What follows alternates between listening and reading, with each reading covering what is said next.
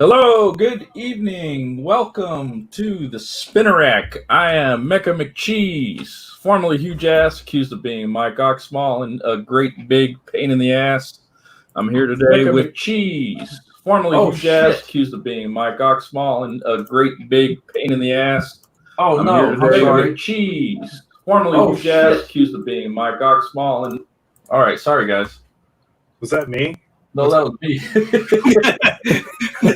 I felt like I was drunk or something.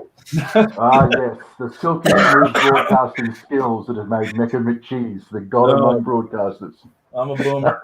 Anyway, so this is the Spinner Rack. This is the comic appreciation stream. This is the most positive show in comics anywhere you'll find. It's strictly appreciation. There's no selling. There's no politics. If you just want to get back to what you loved about comic books, this is the place to do it. Welcome to the show, Sleeveless Comics. Mm-hmm. Joining us, he's got a great amount of comics wealth of information in his head. We're going to pry out of him today. We got Zombie Namicon, our resident scholar of the show, and who's very smart on these things as well. And he's green, and he likes the big green guys. So good afternoon, guys. How are you doing? Good. I'm all good. All good? Yeah, so does anyone want to start today? Because I have a little bit of a soapbox and kind of a mission statement. I think we should kind of start off with the soapbox, though. Yeah. Okay. Well, for my soapbox, I'm a pretty big fan of the Thing. He's a tough, masculine character with a outer shell, and this character came to me. I found this during the Civil War event. If you guys don't know what that is, that was Iron Man versus Captain America, the superhero registration. And it was a really big departure from, beating up bad guys and bank robbers. This was a story with a lot of thinking to it, I guess they were going for. Whether they achieved that or not, debatable. But what we ended up with was good guys fighting good guys, two different sides of the fence. And in this particular issue of the Thing, he's just absolutely tired of it. He's tired of the fighting on both sides. And I think it's a good metaphor for what I'm trying to do with this show, in that sometimes you could like both sides of people or not any side of the people. And you just kind of want to go underground and fight mole men like the old days. Back to what the comics were about back in the Thing. But I'll show you some panels. Starts off like any other, normal adventure. It's got some really great art in here, really detailed stuff. The Thing gets frustrated with that. Sam Hill is wrong with you people. And he's just kind of soul searching throughout this whole thing, reflecting on stuff. He sees, these good guys doing bad things, can't find his place. And eventually he ends up, goes underground and just has this, classic comic book adventure. And I think it's when I read it, it was like, I kind of get like that sometimes too. It's you want to just get back to the fun of these things. You don't want the politics. You don't want to know what Captain America thinks about abortion or things like that. You just want to see the Thing beating up bad guys. And that's kind of what the show's about today. It's just enjoying comics for what they are and not trying to make something bigger out of it. I think you could pick up a comic book, and if you enjoy it and you don't learn anything, that's still worth something. And which is why it really stood out to me back then. I don't know. I just really enjoyed it. Have you guys had any experience with this comic book? I've actually never read the Civil War tie-ins. Yeah, I've only read the main event. I've read some of them, but I don't remember that one per se. Yeah.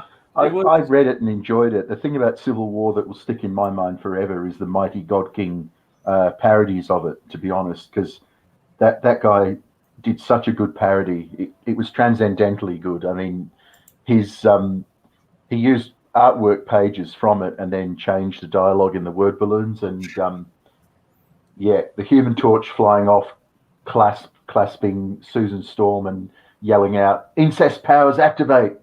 And the Punisher coming back from his Max series, only being able to speak in vile, sexually charged curse words. Wolverine's only dialogue being "snicked, bub, snicked, snicked," and so on. It was laugh your ass off funny. It really was at the time, and especially because a lot of people were very critical of Civil War and what it was doing. It was pretty funny. But I have to agree with you. This Thing story stood out because it really was very atypical of the Civil War, forced premised, politicized storytelling, and it really was a throwback to, hey, let's just have a fun comic with a really fun character.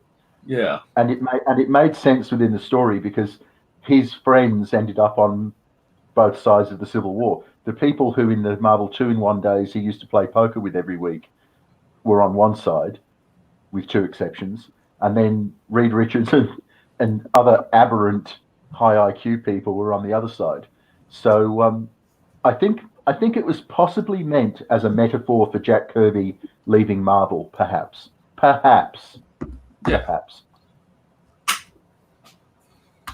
But it also works almost as a metaphor for Comicsgate. You know, we all love comics, and I think if everyone put down their pitchforks and their anger and the Twitter sniping and all this stuff, what we really have here is just, you know, the love of these goofy, outlandish, and really fun stories about people doing heroic things. And I think that's what we're going to get back to eventually. If comics are going to be good, you know, we had this phase where these comics had to be taken seriously, I think was the notion. These comics have to mean something. And for me, all they have to mean is, you know, they inspire me in some way. Inspire me to draw, inspire me to work out, inspire me to beat up a mole man underground in Paris, you know? Screw you guys, I'm flying to Paris to beat up mole men. Well, I don't think any of us expected him to say that. No, I would. I would. Me and he would have a poker game afterwards, you know? And that's what I want the most out of this show. Just that Saturday morning cartoon, walk down to the 7-Eleven to pick up whatever was on the spinner rack to enjoy sense of wonder. Sense of wonder. Yeah. Yeah, the sense of wonder and just doing good things. And I wasn't wearing my glasses. Oops. Guess my face is out there now. But yeah, this comic really stood out to me in that sense. And it's a really fun one. You know, it's got a lot of respect for somebody who wasn't a big part of the story originally and kind of fell out of it. And there's a lot of respect for the guy that does his own thing. Well, that's not entirely unlike you, in fact. Somewhat. Maybe I'm a little more angry than the Thing, but well, he has his moments of anger, though, mate. He has his moments of anger. But I respect you being so forthright, and that's what I like about the Thing, as well as just his appearance and his strength, like the fact that he's a simple brawler in some ways. I like how forthright he is, how honest he is, and you could do worse than have Ben Grimm as a role model. Could you imagine like a dark and gritty reboot of the Thing? I can imagine it, certainly. But then I'd have to kill myself by setting my face on fire and putting it out with a fork. They kind of did it in Fantastic. Can you imagine like Sue Storm like being raped and the Thing having to go and like track down, you know, like a homeless person that did it or something? You know, the Thing in Watchmen. Marvel just licensed Dr. Light to rape Sue.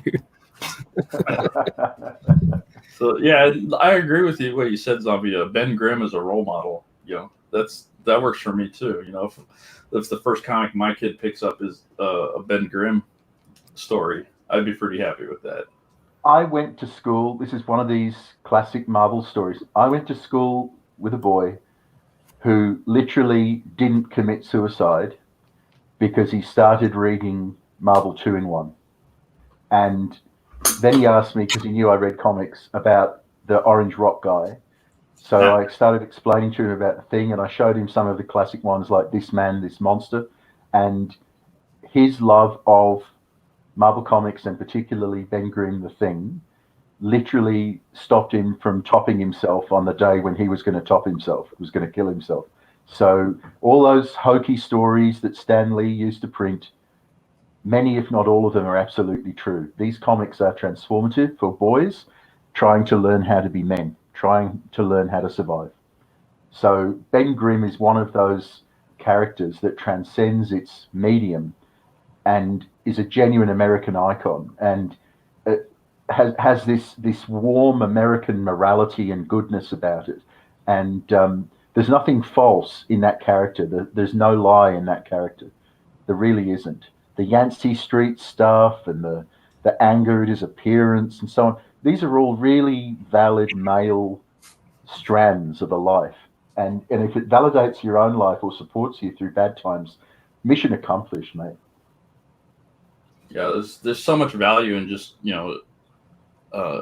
taking a character like this. He's strong, ugly, and he's still out there doing the right thing. You don't have to worry about the morally gray, the edgy storytelling. This is just a dude out there stopping bank robbers. But we got OGCG in the house, man. So ask Sleeveless, yo. Got the truth bombs, Master Sleeveless. A couple weeks ago, Sleeveless showed me he had a Thing versus the Hulk cover. Oh yeah. 60s or 70s? I have to go looking for it, but it's back there. Was it the 60s or the 70s one? I think it was the 70s one. So is that the one where they have like a boxing ring fight? Oh, I do have that one too, but no, it was the black. It was the black covered one. Yeah. Shot zoomed up on them when they're about to punch each other. I think it's like 114 or something. Yeah, well, that's one of the classic matchups in any comic books is the Thing versus the Hulk, because I think on a superficial level they're almost the same character. They're big, punchy guys. I'll tell you the thing that shocked me to my core when I first read it as a child. The very first matchup between the Thing and the Hulk, when the Thing is your all-time favorite hero, as he was for many, many boys reading Fantastic Four, and then he loses to the Hulk. It was devastating, but it taught me a lesson about defeat, because he got back up afterwards, but he was beaten. that's the thing about when the Thing fights the Hulk. He knows that he's probably going to lose all the time, but he still, gives it his best. Yeah, there's a lot to admire about that. It's the same in Contest of Champions when the Thing is beaten by the Elder of the Universe, the boxing guy, the fighting guy, and he says, "You're going to have to kill me because I'm just going to keep standing back up." Beautiful. I posted a link. Oh, here it is. Fantastic Four 112. Let's see.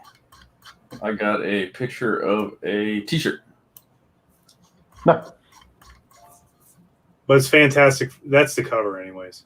Yeah, I remember that. That's the one. What a good matchup, man. Just rock'em sock'em. And just in terms of composition, green, purple, orange, which is shading to red, blue, classic Stan Lee color composition. A villain should have creepy colors, so preferably green and purple, like so many of them did, Mysterio, Green Goblin, and so on. Heroes, red and blue, maybe red, white, and blue, but that's a bit on the nose, so just red and blue. Orange, close enough, blue. These are classically composed characters at every level. The men who made these characters have got the skill level of demigods for American popular culture. And I mean, just look at it. Look at the muscles, the pose. It's perfect. You could see any kids on the playground, play fighting, probably take up a form like that. Yeah, why not? It's also their body language. Like, the Hulk's dumb, and he's, raised his fists up like he's just going to smash on the ground, like having a tantrum. Whereas the Thing's body position is like he knows what he's going to do. Yes. That's a good observation. You kind of see that. It's guerrilla attack versus haymaker, if you look. Yeah. I wonder when the last matchup between these two was. Last year. Last year, really? Yeah, it was during. I think the Thing got married, and the Hulk came in, and they both fought each other. And this time, the Thing actually won. Well, I hope so during his wedding. Yeah, the Hulk probably threw that one. That's fun, man. Here's the black Here's the boxing match one. Oh, did you put it in the? Yeah, you could put it in the chat. This one is really dynamic looking with the ring. Oh yeah, giant size. I see. I'm pretty sure that's when Thundra made her appearance in normal 4-color comics from the Black and White Men magazine that she started in as well. This is when they introduced Thundra, a bit like the way they introduced Punisher into Spider-Man. They introduced Thundra into the Fantastic Four because she started off in a black and white adult magazine. Because she decided that Ben Grimm was the only fitting mate for her. Thundra? The Femazon. She's from a near future. Well, they retconned it, but she's now from a near future or a different dimension where an Amazonian all-female culture just has men as just like sort of sexual toys and breeders, and they're sort of oversized, muscle-bound women, but still very shapely, very womanly. And she thought that Ben Grimm was a fit alpha male mate for her, kind of thing. She's a big tough redhead, and she was drawn very, very muscly but very sexy, a bit like an anticipation of the way they made She-Hulk a decade later. But she started off in a black and white adults only type Marvel magazine, along with Archon, and he was from a male-dominated society as a kind of parody of Conan the Barbarian sort of things. Guy for Red Bank asks, wouldn't the Hulk win against the Thing because of his anger? 99% of the time. Yeah, because the Hulk is I mean, the Hulk usually beats up Thor as well. Yeah. The Hulk usually beats up everyone. There's like levels of strength that they call him by, like World Breaker Hulk. Well, your weakest one is Joe Fixit. Yeah, with the mafia getup. Yeah. Yeah. Yeah, I don't know. I love the Thing. I love the Hulk. These big, bouncy, punch everything characters. It's one of the first comics I ever really got into was the Hulk. Getting through those. I think I started with the Greg Pak stuff. But I always find if you want to read a comic to a small child, then a Hulk comic is usually, especially if it's from the 70s or 60s, is usually like the best choice.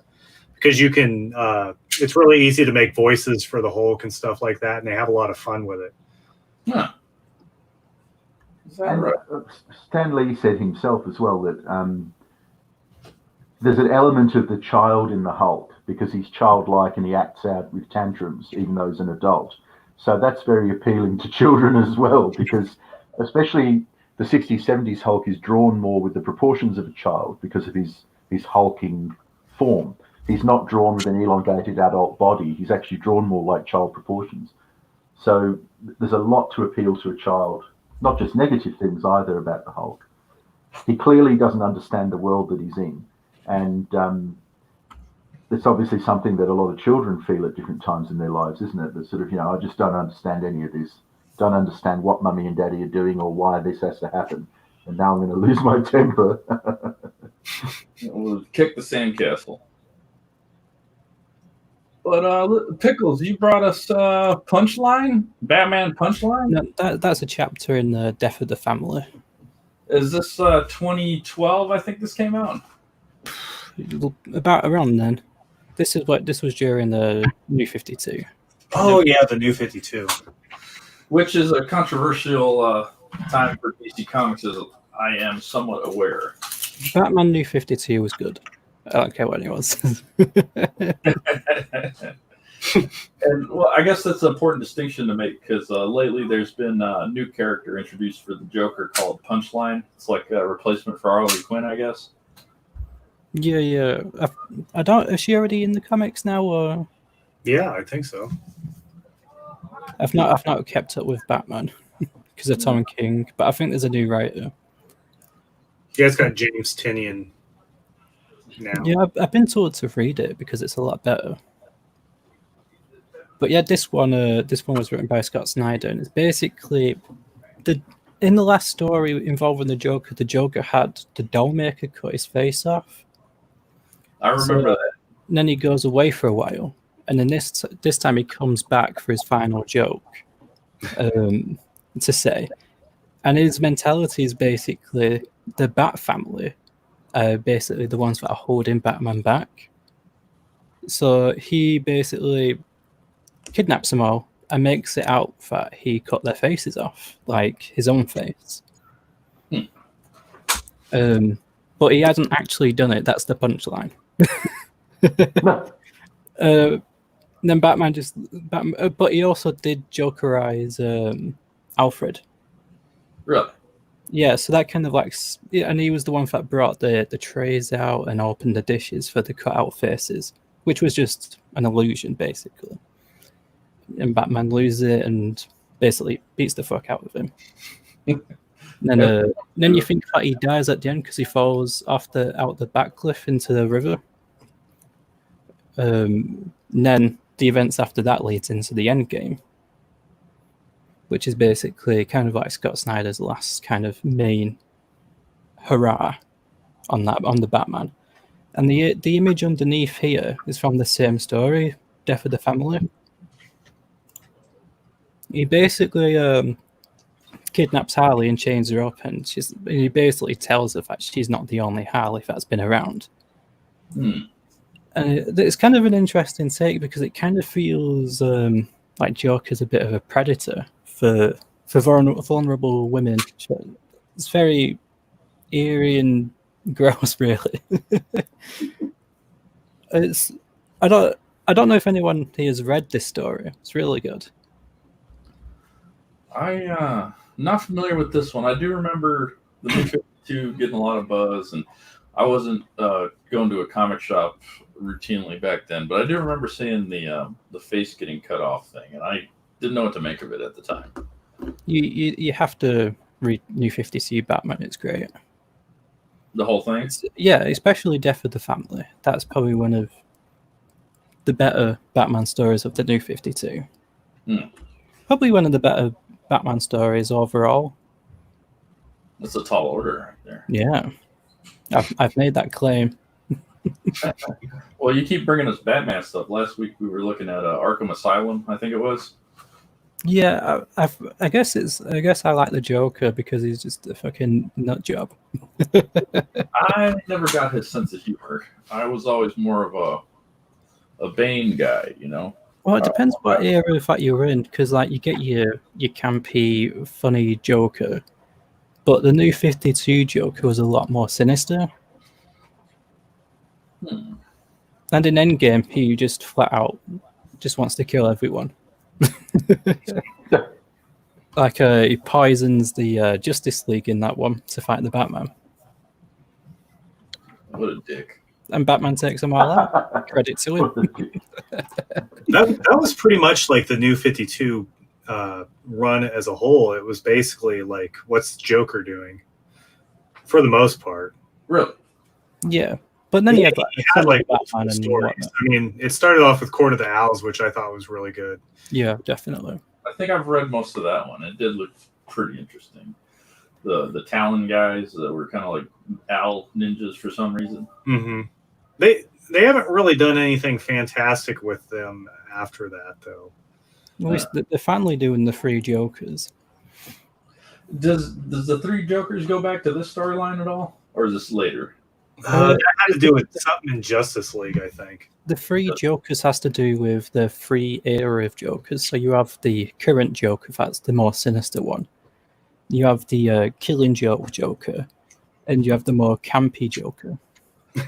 Like the Cesar Romero?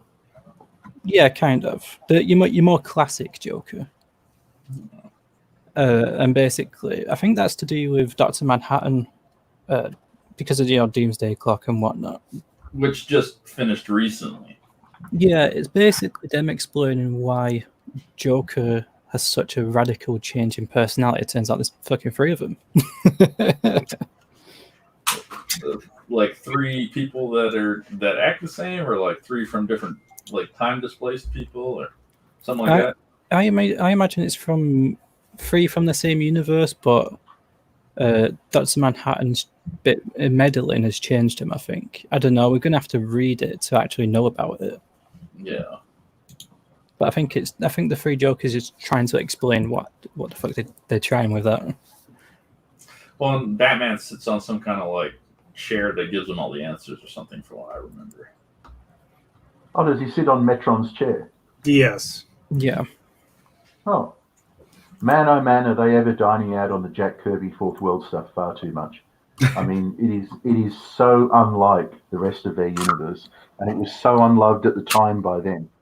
It's remarkable, isn't it, how often they go back to Darkseid and Metron, and they just won't pursue it through the Plague Dogs ending, though, because he wrote an ending to the Fourth World, as he always wanted to. I mean, you can say whether or not you think it's good, but it had a conclusion like all great myth, and he wanted to make an American myth, and of course now it's just another American trademark, and Batman sits on Metron's chair.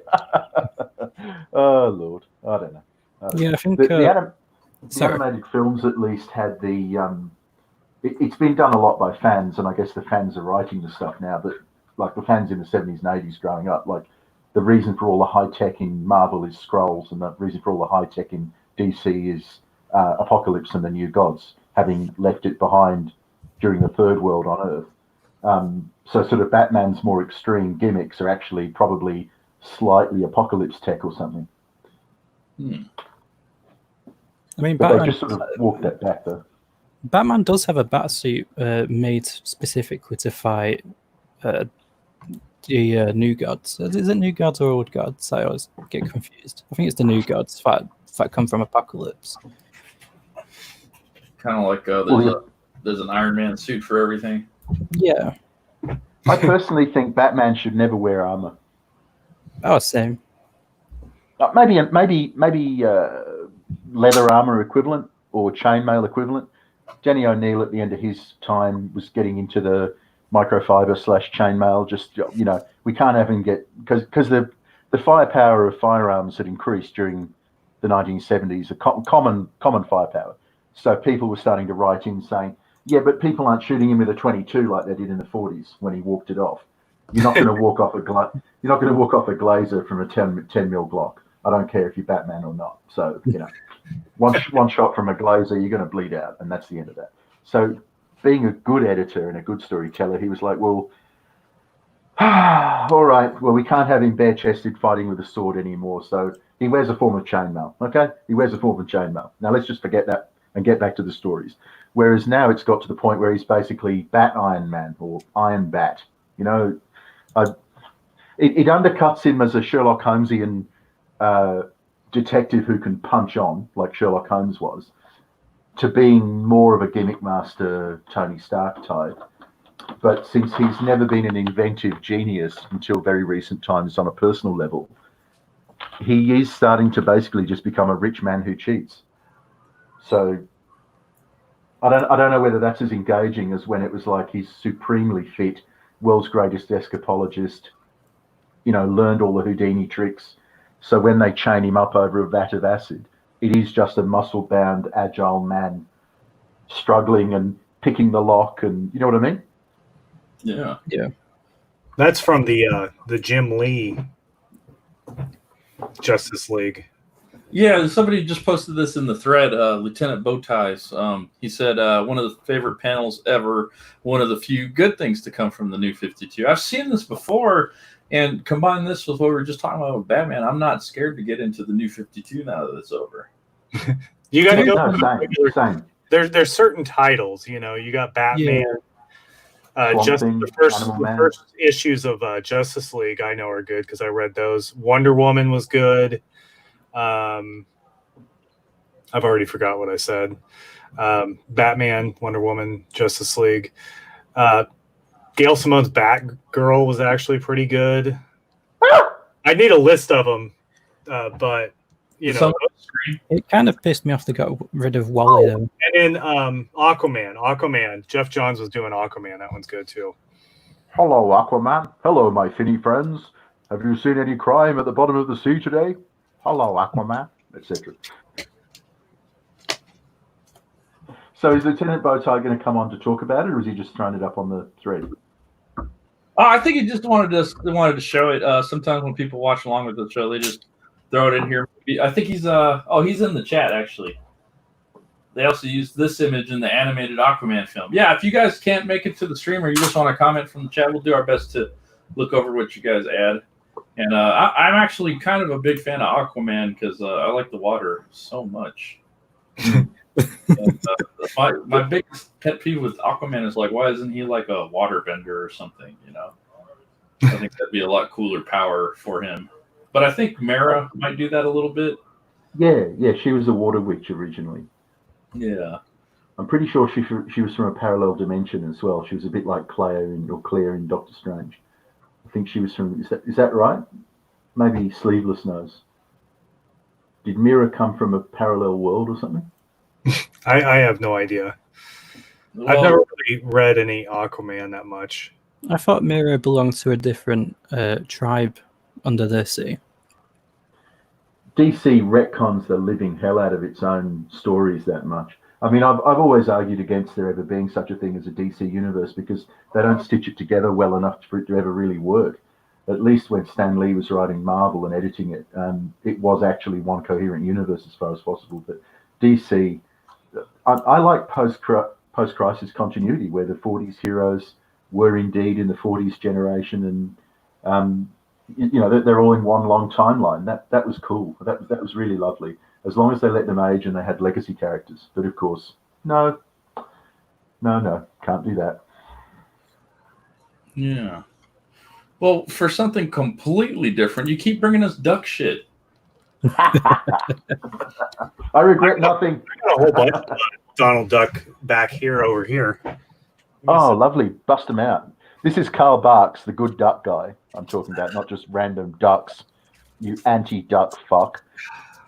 Ow. What the duck? Fuck. At least there's a rock in the carpet. Anyways. Oh, this is Looney Tunes. This one's good. What do you got there? Hmm. Oh, yeah. Oh yeah. Oh, he's gonna be missing that gun pretty soon. Yeah. Yep. This was Cynthia's. She wrote that on there, and I have it now. Stole it from her. No, but what I brought along was Karl Barks. Now, Disney has always been a sweatshop and an exploiter of its artists and writers, obviously.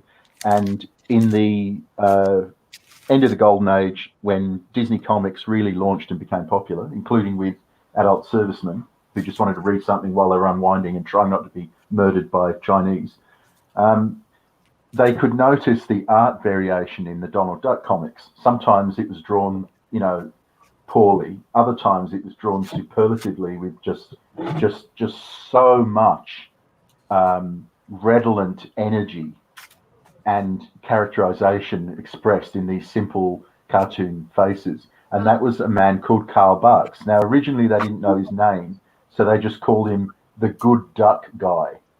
And I put a link to the celebration of his life. In the earliest days of Disney Comics, writers and artists worked anonymously, with all stories being signed with Walt Disney's name. Touch of the Batman there.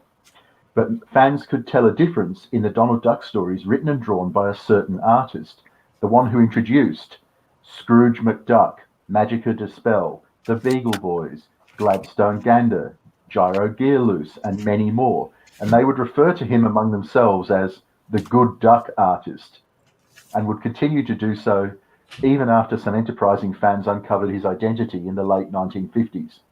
Karl Barks was born March 27, 1901, near Merrill, Oregon, on a farm half a mile away from his nearest neighbor. He would grow up on this farm and several others as his family moved around, trying to eke out a living from stock breeding or vegetables or orchards. It was while at market as a child selling his wares that young Barks was first exposed to the cowboys that would be a recurring motif in his comic adventures. He could not be more of an American artist. And get this, he studied the work of master cartoonists such as Winsor McKay. He completed only 4 lessons from an art correspondence course, and then he began working as a professional artist. And then he started selling cartoons to magazines, including a men's magazine called the Calgary Eye Opener. So there's your art in questionable taste link like last week for me again. By 1935, however, he had made his way to Disney Studios, worked as an in-betweener, then as a gag writer, story man, story director. So Carl Barks really is the patron saint of Comicsgate type comics because he was a writer artist. He was both. And his influence on humanoid animal, funny animal comics could not possibly be exaggerated because not only the idea of having a serious, funny animal story, because his Donald Duck stories and even Mickey Mouse stories included things like shootouts with gangsters, murder mysteries, and so on, and quests for treasure and so on, but also the expressiveness of his faces and the quick scene changes to get it done, absolutely essential to that form of storytelling. He was an American master every bit as much as Jack Kirby, and Tim Lim is in the tradition of this man, for example. So this is a master, and more people need to know about Carl Barks. And yes, the friggin' ducks, but it isn't just the ducks. Okay, I've got a kind of quirk for ducks at the moment. I'm exploring humanoid ducks in art, and I'm using them as my own characters to explore the whole trope and the whole sort of the semiotics of a humanoid animal or an Aesopian animal. And Carl Barks did the same. But just take a minute to remember, he invented Scrooge McDuck, for example. So there you go, Carl Barks. I don't know about you guys, but I kind of want to eat some bread right now.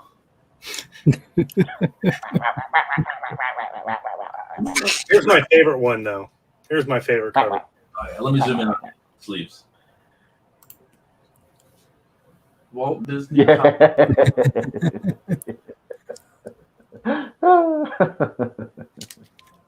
Lovely. Beautiful. You're such a lucky man to have those too. Yeah, I found them. I find them every once in a while, but I went to one sale one day and they had like a whole stack of them, like 5 apiece. So I just bought all of them. But it's like, and they were all in great shape, and it was obviously some person's personal collection, because they all have. These must have not came from it. It's all the ones that have Howard A. Leher from Colorado Springs, Colorado. It has their mailing. So they had a subscription from somewhere, and You could mail away for comics back in the day? yeah. Oh yeah. I did not know that. And so that's what I thought was good. I think some of the, especially when you have like the older stuff like this, like some of the quirks like that just make it that much more personal. Yeah. Where I used to live, there was a huge army base, mixed forces base, but it was actually an army base with an airstrip. And when people went on detachment or different assignment, they'd go to the local secondhand bookstore and just basically dump great big lockers and boxes full of all their comics and games, and I'd just go and buy them. And the stuff you'd get in them was just unbelievable for pennies usually, but it wasn't so much the price, it was the fact they'd collect an entire run of 1960s Fantastic Four, for example, with their pay, because they had nothing else to do, and then they'd just dump it. And like you say about it's all that one guy's mailers, it was sort of like that. Like you get an entire 8 years of correspondence and ordering of these ancient comics, and then this guy's used his small space in the barracks to stack them all up, and then there's this note from his CO saying, "I've spoken to Sergeant so-and-so, we remain concerned about the clutter next to your such and such, but you know, it is permitted, but you must make other arrangements." It was just cool. It's just cool.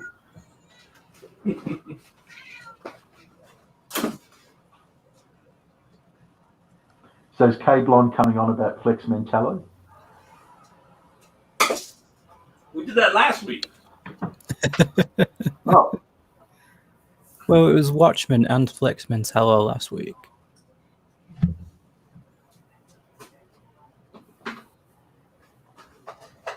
So, Zombie, what was your first book you ever read, though? First comic? my actual very, very first comic was a Beano bought for me in Scotland when we were with my Scottish part of my family.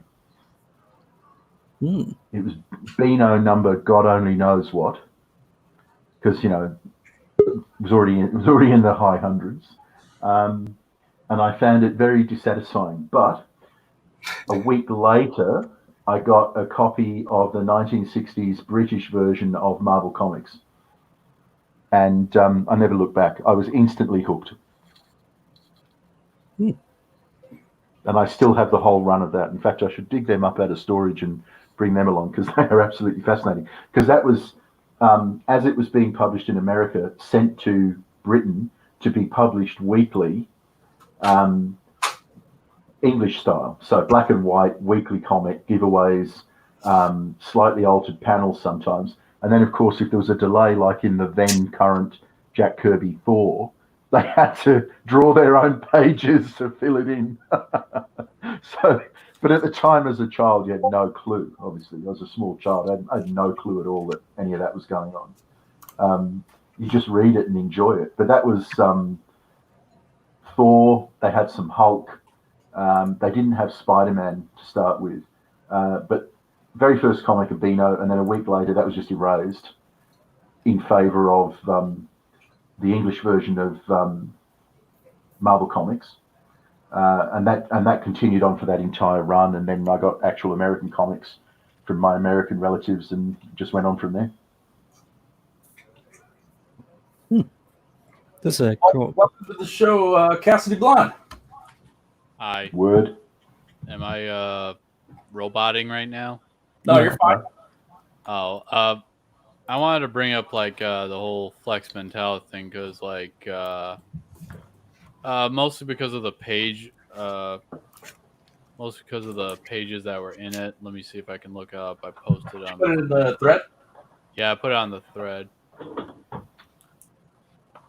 It was just one of Grant's thing that always like stuck out to me is that like Flex is like this very wholesome guy. He's very like he's a comic book character and he knows he's a comic book character and he faces this villain who's like talking about like adding realism. I kind of found that was really like meta having that in there. Yeah. But like there's also like there's more to the comic. You gotta like read the whole thing to get a broader sense of it. Basically, he's looking for his friend the Fact. He finds the villain's lair, and basically there's this villain called the Moon. Basically, he howls like a werewolf or something for some reason. He's a very like nihilistic character or whatever, and he has this thing called let me look back up on it. What was it? Sure. What did he call it? He called it anti-flextalium or something, which I thought was really kind of really. Oh, and he has the different colors of it. Is that right? The different metals or color of it or something? Oh yeah, basically like this is his this is the killer Kryptonite. one. The other ones basically made him turn into I think a woman, and another one's turned him like purple maybe. I have to look up because like he faced this guy called the Metallium Man. Is that the villain who's got the lumps of rock as a head? He's got the moon face. He calls But himself one of them's Oh. headless, and where the head should be, there's like colored chunks of rock floating around or something. Oh yeah, that's the one where it's like the different flex. Basically, his kryptonite. Yeah. That he has. Basically saying like he's failed, and then here comes the Commissioner Gordon type guy who's this very rugged looking. Who's basically I love his line where he's like, I got my chambers of.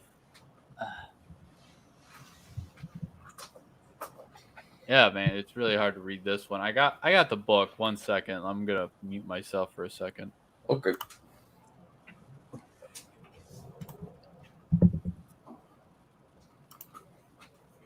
I'm pretty sure it's quietly art as well.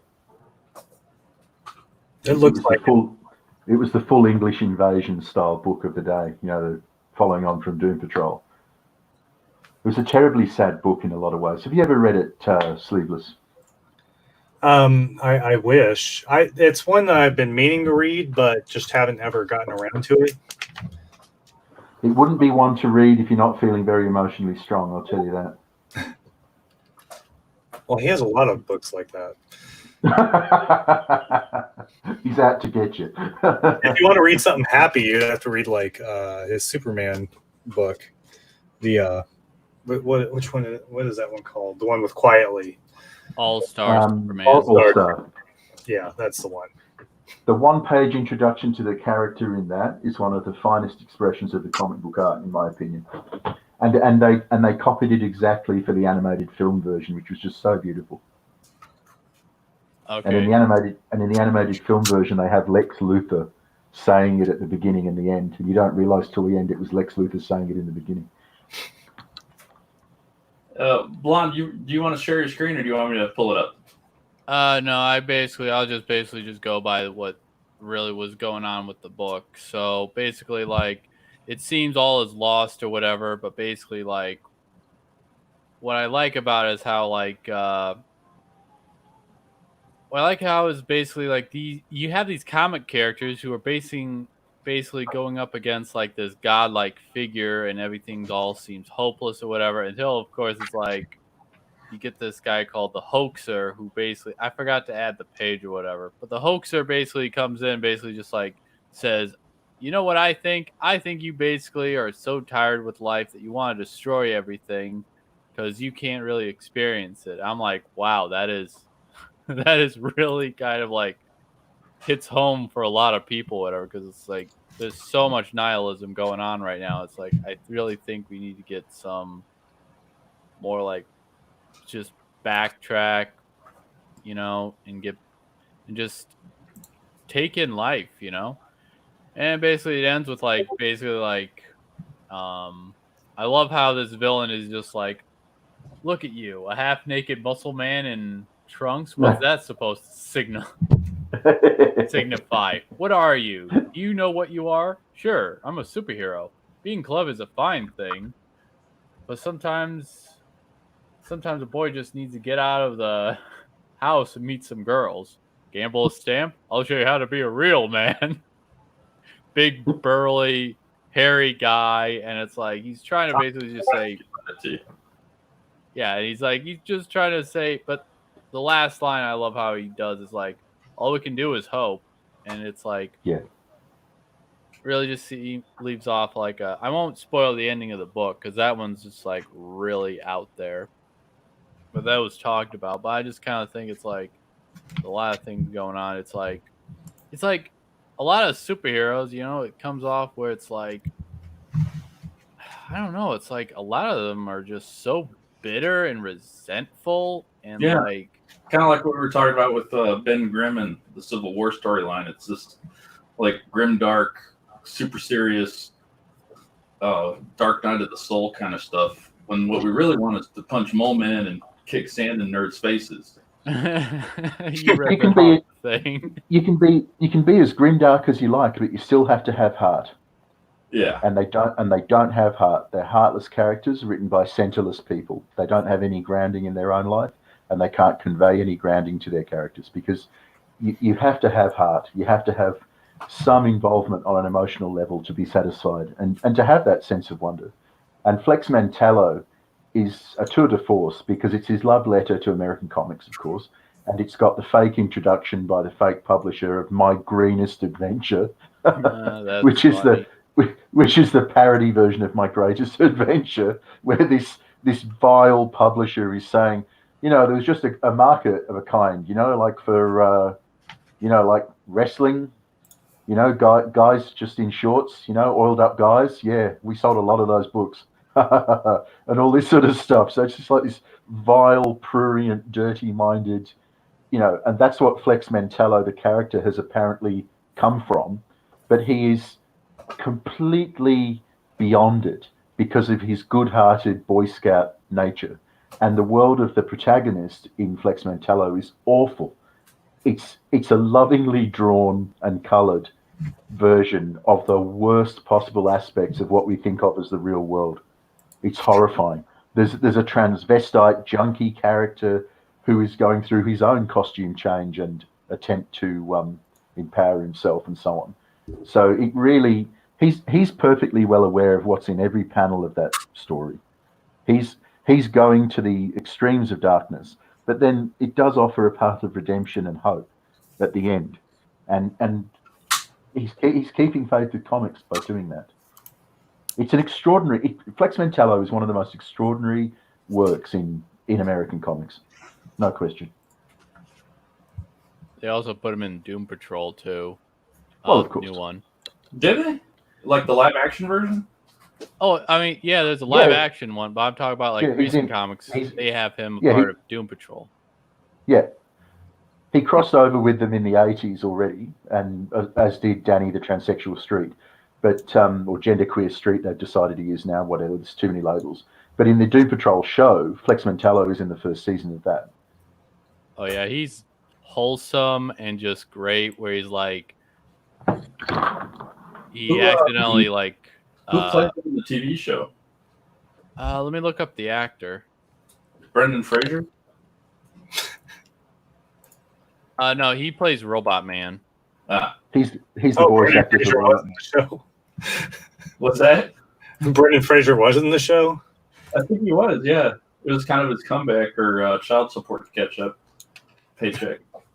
Oh, wow. That just, the character Cliff in that show, I don't know, like, he's actually kind of he was a really bad father or whatever or something. Then he got into an accident. And then he got turned into a robot by the chief. Have you watched that show? No. You got to watch that Doom Patrol. Like, the first season, it's good. And now they're going to be like, they're going to be making a season 2. I don't know if it's going to be on the DC. Oh, the guy who did Flex Mentallo is in the series in Doom Patrol is Devin Chandler Long. Never heard of him. Yeah, I think they do. I think using a bunch of unknown actors is best for a TV show, sort of, or whatever. Because it's like, I don't know. I think it's like, if you put like a really big guy, whatever, in a show, it's like, oh yeah, it's that one show with that guy. And it's like, oh, and several extras. It's like, they just didn't have the budget though. That was part of it. Oh, I love what they did with the budget. Me too. I thought Mr. Nobody was quite true to the Grant Morrison type writing as well. Oh yeah, I hate Mr. Nobody with a passion from the comics and the show because he's such a great villain. As in, he doesn't seem to kind of have a plan in place. He just does things, and like I wonder if they're even going to try to attempt to do the Painting That Ate Paris arc in the show, but they're probably not going to because they probably don't have the budget for that. They've sort of touched on some of that kind of stuff, and they had the Beard Eater, of course. So they've definitely gone to that well to draw from. I kind of wonder if they're going to do Codpiece maybe later. I thought they were, or they were. See, they got derailed and debudgeted and swapped around by the channel wars. So maybe some of the stuff they announced they're not going to do now. I don't know, but I thought it was a worthy effort to try and adapt something that, before the TV landscape changed, you would never have adapted. You wouldn't have even suggested it seriously unless you just wanted to get fired out of your contract for some reason as a producer. Now, speaking of Doom Patrol, you should probably check out the Doom Patrol probably start reading it from the beginning or whatever before the Grant Morrison run, just to get basically. I think someone mentioned that the Doom Patrol was kind of like DC Comics' attempt at the X-Men, maybe? What do you think? It came first. Yeah, they both came reasonably around the same time, like months apart. Right. It's just mostly like most of these comic ideas. Sometimes it's like there's probably writers and artists. Maybe they sat down and drank coffee together, probably discussed these ideas, bounced up. Maybe some guy overheard this guy and they're like, yeah, we got to draw this out and do this before them or whatever, maybe they talked, who knows? But the interesting thing is that the X-Men is, at least in terms of its premise, other than the Olaf Stapleton type mutants, it's based on the CIA secret schools, which Stan Lee was familiar with since he taught at one of them at one point. And the Doom Patrol are based on the Pentagon-backed and eventually DIA-controlled military cadres of irregulars. So you have non-normal people for the military, people who would never make it in the military for whatever reason, washouts or just couldn't possibly ever be recruited, but they are nevertheless recruited as almost like a dirty dozen kind of thing. So when the OSS became CIA, the other part of OSS became a more sort of Pentagon-based dirty tricks operation. So you could sort of see X-Men as CIA and Doom Patrol as sort of Pentagon or whatever, and they even have a chief. So the sort of slightly more paramilitary aspect of the Doom Patrol does come through at some points, and they actually fight more terrorists and international sort of Cold War threats than the X-Men do. The X-Men definitely go down the rabbit hole of the whole post-human sort of stuff, whereas Doom Patrol stays in the Carnival Freaks, Dirty Dozen, Monsieur Mallah, and these other international terrorist type criminals. Very cool. Captain Cummings, Sleeveless. You have anything that we could talk about? Well, I have this Hulk series that we were reading, and one issue in particular, I won't go over the whole thing. This is the John Byrne and Ron Garney series. I saw this at Trades. It was, a few dollars, so I picked it up. And it's a really slow burning story that stays in the same time period for many issues, but it gets to this one point where all of a sudden Hulk's in like a tropical type region, and you get Man-Thing here. And if you know anything about the Man-Thing, if he touches you, you burn if you have fear. The man who no fears burns from the Man-Thing. Of course, the Hulk, he doesn't have any problem with the Man-Thing. He's angry. He's not fearful. So the Man-Thing leaves him alone. And it gets into this weird tropical story where he comes into this society where it's ran by whatever this man's, I don't remember what this man's name is, but the Hulk's wife's there, Banner's wife. And what's weird about it is she had died previously. I had never read that issue, but lo and behold, these are basically pod people that this guy's created from newspaper articles, and like created these people in this society here. And it was a really interesting story. Here's where he finds out that they're plant people. Plant people. When they go to bed, they turn into a big moss ball. Mosh pit. Moss Oh, and then there's pit. some more. What were those? The mole people. The mole people. Look at that. Mole people there.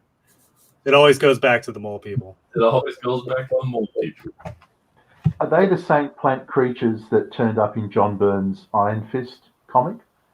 I never read the Iron Fist comics, but I would probably suspect so. Because Kunlun, the mysticals, go on. Because we know how strict to continuity that John Byrne is. So Right. Because the heroes of Kunlun that Iron Fist used to adventure with, who are dead, suddenly turn up, and it turns out that they're plant duplicates grown in these huge vegetable pods. He was as usual undoing other people's stories that he didn't like by retconning them out of existence brutally and he efficiently. just didn't ignore them, and then you're like, oh, what about this? And he's like, what are you talking about? I'm John Goddamn Byrne. Why do I care about that? It was great though, because he put a lot of passion into this, because you got his wife in there and stuff, and the story got so big because he couldn't turn into the Hulk.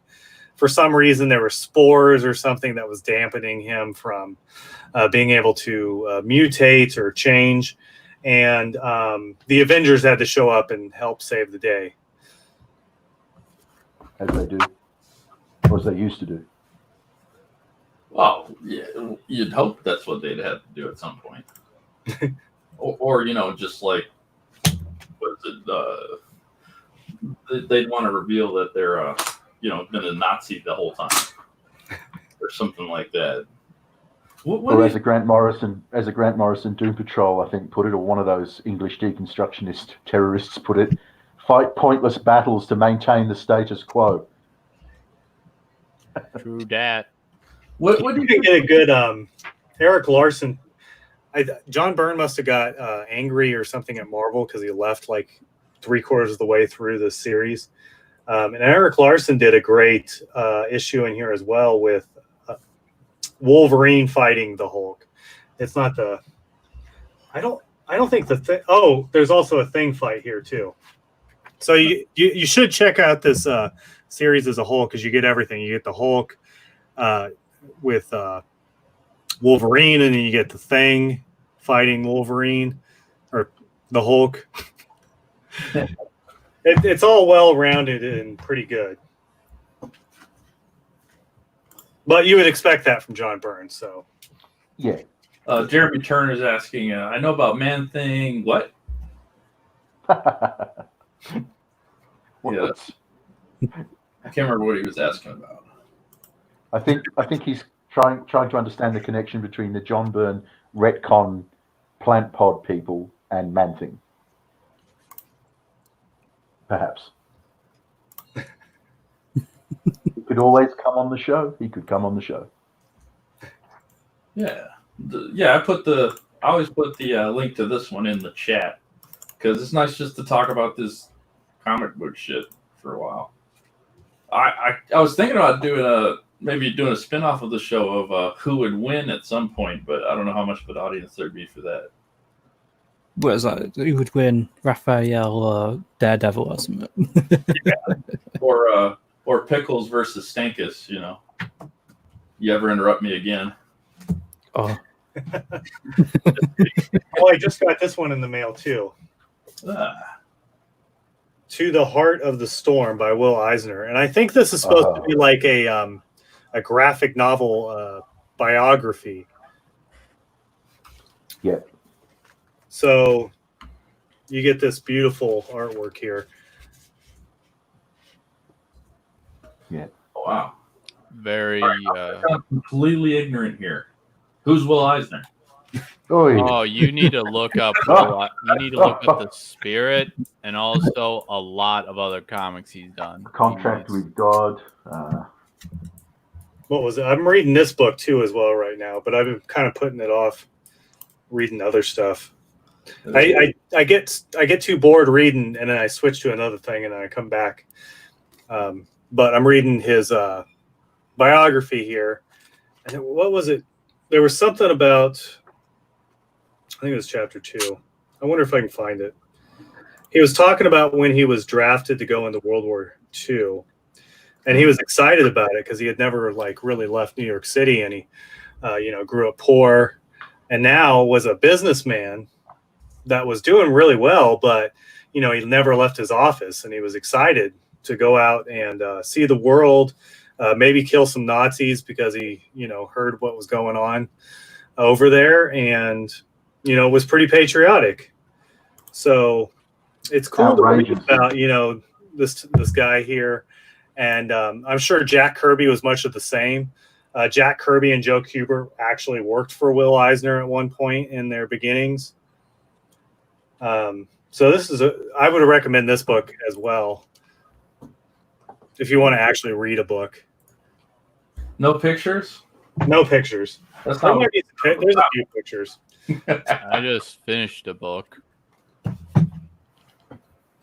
going to start reading another one. Giant-sized Man-Thing. Giant-sized Man-Thing. That's what she said. Is that what you're going for, Jeremy Turner?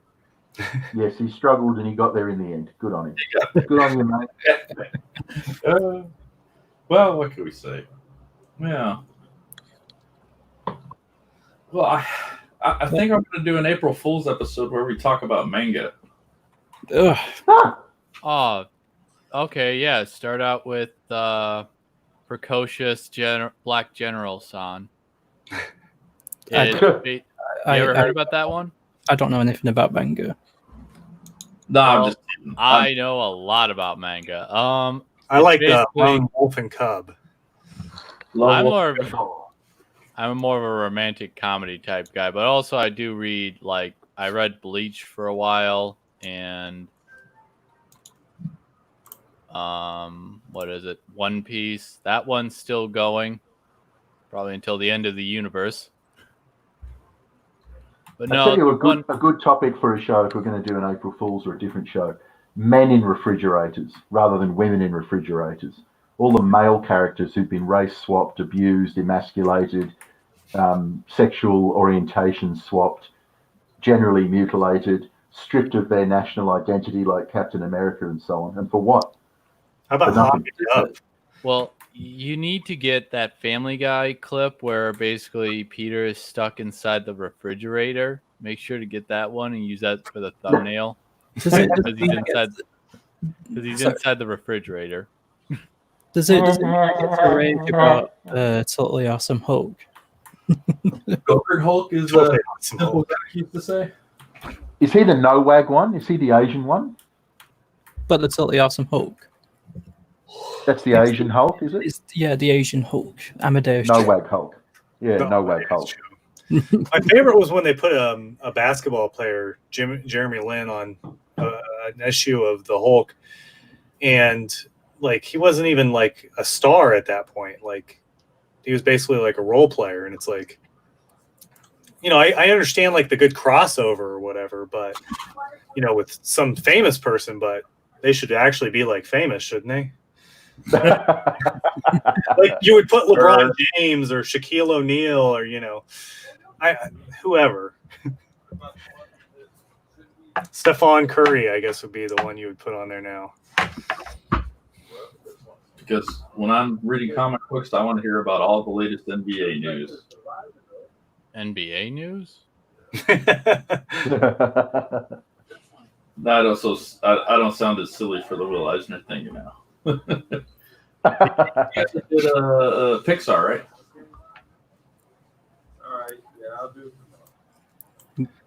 Well, the thing about Will Eisner you got to realize though is he didn't actually do the comic books. His was in like the newspaper. Yeah. He was old school because that's where they first started, and he didn't like the superheroes, so that's why he did the Spirit. Spirit. In fact, amongst all of the other firsts that Eisner achieved, he did the first deconstructed minimalist actual superhero or detective superhero because he's just a goyish guy, black hair in a suit, blue suit, classic. Because he was a Jew, Jewish encoding of the goy or of a Jew who can pass for a goy in a society still hostile to Jews, and just has a domino mask. So he's literally just like, I'm wearing a mask because I'm like a superhero kind of thing. Mhm. But it never again had the slightest relevance to anything. It was literally just like almost like a Tintin sort of cipher character then, who then just gambols through his adventures. And all the pages, since it's newspaper and you only have 8 pages to get everything done. Yeah. There's like no fluff. It's just the story, beginning to end, and you know it's really good. I've been reading one of them a night before I go to bed, and you know, read 8 pages, go to sleep. But there's like, it just, everything about it leads the story forward. There's nothing that stalls it at all. Could never afford that in a newspaper. No. Never. And then he still managed to find ways to use the small amount of room that they gave him, like when he turns the title into 3-dimensional font buildings. Yeah, the title was never the same. He didn't trademark it in that way. And it's just stunning art. So great draftsmanship and artistic skill, but so creative too. Nothing dry or and certainly nothing derivative. I mean, he was a thought leader in his own way, every bit as much as Jack Kirby was. What I think is interesting, though, is I was just thinking about this. The pages were for his comic was like 8 pages.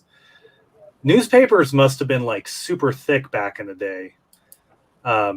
Every day's paper must have been like a Sunday edition or something, because like there was multiple different comics in these papers as well, I believe. And so you'd have all the news and probably ads as well. And all these comics, newspapers must have been huge and thick back then. Pre-television. Yeah. So Well, that's and, what and they even said, with my research, that's what they said killed comics the first time, was television, and distribution died. They here like we to are blame again. Frederick Wortham, but that's not entirely true. There's more than one way to burn a book, and it usually takes a village or it takes a lot of very angry individuals. And all we Something can to do do. about it is to just enjoy what we like. We got to take that Rose Tico lesson, you know? We're not going to win by destroying the things we hate, by saving the things we love. There's a We lot can of- do both. I'm a bit lost. Who's Rose Tico again? Star Wars, the Asian girl from Star Wars. Oh yeah, I remember. It's basically like, I think my brother showed me a clip about where one guy is like basically like trying to blow it, sacrifice himself heroically. It's like, I finally accepted all of it. Da, da, da, da. It's like, move, Birch, get out the way and stop. Well, yeah, and once you get past the sexual assault that she committed on that African American character, excuse me, you know, there's a poignant lesson there. But you know, It just amazes me that I just don't get it. What is going on? don't worry about getting it, man. But anyway, that's the Spinner Rack. Thank you for joining us for this issue. Special thanks to Sleeveless Comics for coming in today. Thank you for not shilling 3 nights, 4 days here. That's not welcome. It looks like it's not the kind of book we want to promote. I hope you deliver Englewood soon. Oh yes, definitely. You should be very ashamed to exist. Well, it's the way it is. It shouldn't I be. might finish a comic when I can just promote another one.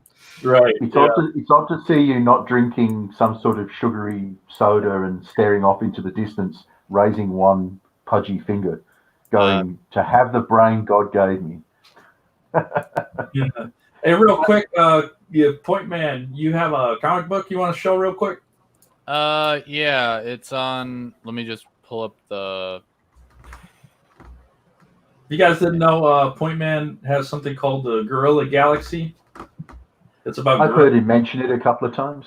Oh yeah, just every time he's on, you know. Yeah, I'm a self-promoting whore. I told you we could give you a whole morning show. Oh, I still have to wait for the. I got screen shared. So this is Point Man Comics issue 1. Let's got- check his tabs. What sort of porn is he searching for? Let's have a look. Oh, that's disappointing.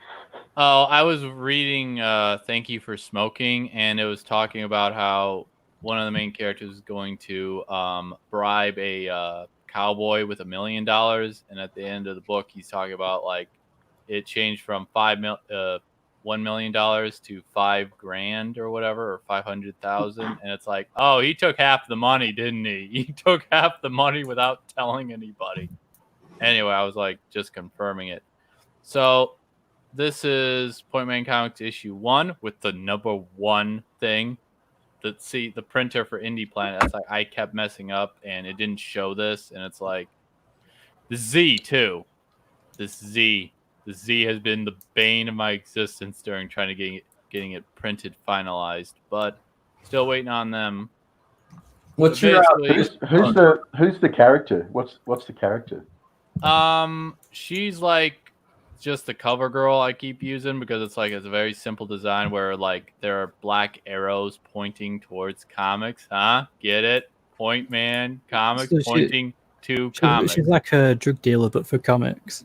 Yeah, sort of. I'm thinking about doing a story with her because everyone keeps asking, "What does she appear in the comic?" I'm like, well, technically, no. I just thought try for an icon that somebody could like very much see. Oh, that's a Point Man Comics. You know? People keep asking about her, including me, and I'm much more intrigued by her, to be honest. So Yeah. if you're gonna write a new story, write about her, dude. Seriously.